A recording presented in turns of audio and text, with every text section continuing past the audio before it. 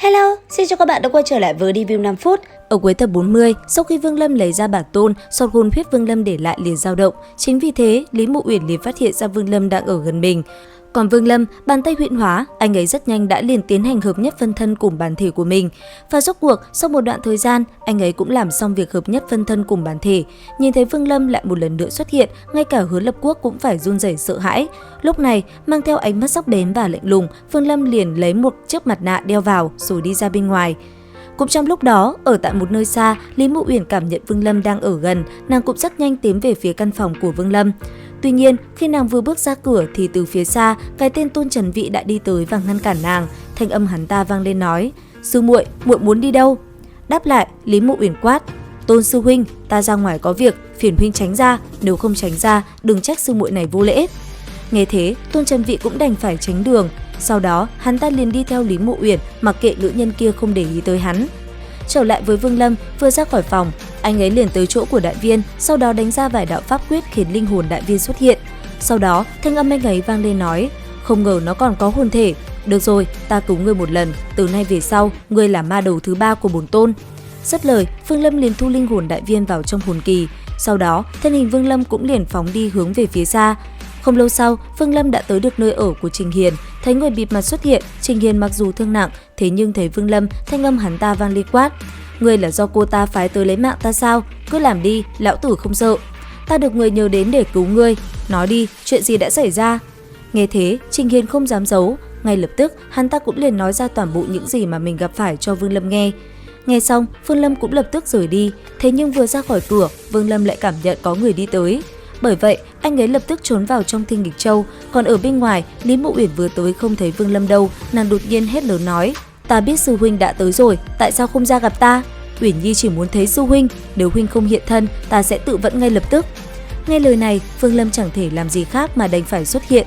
Thấy thế, Lý Mộ Uyển vui mừng nói: "Huynh tới rồi, người tại sao phải khổ như vậy?" Nói xong, Vương Lâm nhìn Tôn Trần Vĩ lạnh lùng nói: "Lúc người đặt tay lên túi trữ vật chính là lúc người bỏ mạng." Còn Lý Mộ Uyển mặc kệ tên kia, nàng nhìn Vương Lâm hỏi: "Sư huynh, ngọc giản đó huynh còn giữ không?" "Ta đã ném đi rồi." "Thôi vậy, nó vốn dĩ cũng không đáng giá mà." Nghe thế, Vương Lâm không nói gì, sau đó anh ấy liền bước về phía trước thì Lý Mộ Uyển nước mắt chảy dài nói: "Thủy tổ Vân Thiên Tông muốn ta kết đạo lữ song tu cùng người này." Nghe vậy, Vương Lâm chỉ lạnh lùng đáp: "Chúc mừng." Dứt lời, Vương Lâm liền lướt qua người Lý Mộ Uyển rồi phóng người rời đi khỏi nơi này. Nhìn bóng lưng kia rời xa, Lý Mộ Uyển khóc nức nói: "Ta hận huynh, ta hận huynh." Thấy thế, Tôn Trần Vĩ tức giận, hắn ta cũng liền rời đi.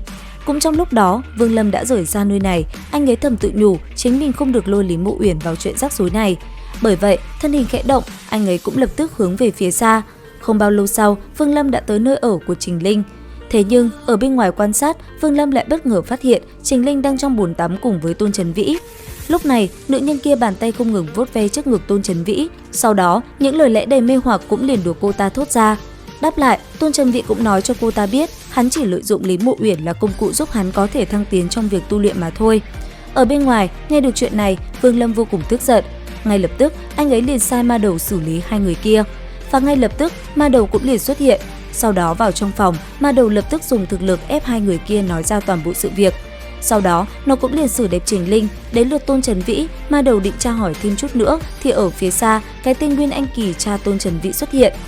Thế vậy, Vương Lâm liền thu ma đầu lại, sau đó rời đi khỏi nơi này.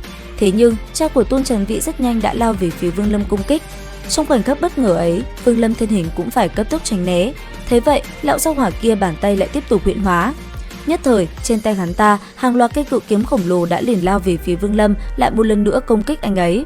Đối diện với nó, Vương Lâm cũng liền lấy ra cầm phiên, bàn tay đánh ra một vài đạo pháp quyết, một tầng phòng ngự cũng liền sáng lên, anh ấy liền mạnh mẽ phá tan công kích của đối thủ. Sau đó, cầm phiên liền đánh thẳng về phía dưới Đông Uyển, khiến toàn bộ tòa kiến trúc rộng lớn đang lơ lửng giữa không trung kia như muốn sụp đổ. Thế vậy, lão già kia phải lập tức lao tới chống đỡ. Còn Vương Lâm, nhân cơ hội này, anh ấy lập tức phóng người đi và biến mất. Thời gian trôi qua, không lâu sau, phân thân của Vương Lâm lại trở về với cuộc sống thường ngày. Ngồi trong phòng, anh ấy lại tiếp tục luyện chế đan dược. Thế nhưng, biết tin Lý Mộ Uyển sắp cưới tên kia.